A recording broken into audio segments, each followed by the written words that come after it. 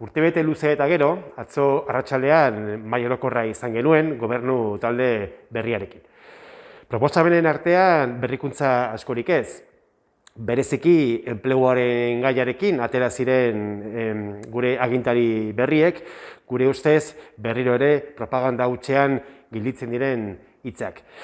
Labetik oso garbi daukagu eta horrela ari gara adierazten etengabe azkeneko 3-4 urte hauetan enplegu plan integral bat beharrezkoa daukagula eta enplegu konsolidazioak beharrezkoa direla lanpostuak eta personak egonkortzeko. Horrekin batera, murrizketen aroarekin amaitu egin behar da. Murrizketak leheneratu egin behar dira eta beste hainbat gaiei ere heldu, hau da, berdintasun planei eta administrazioaren euskalduntzeari.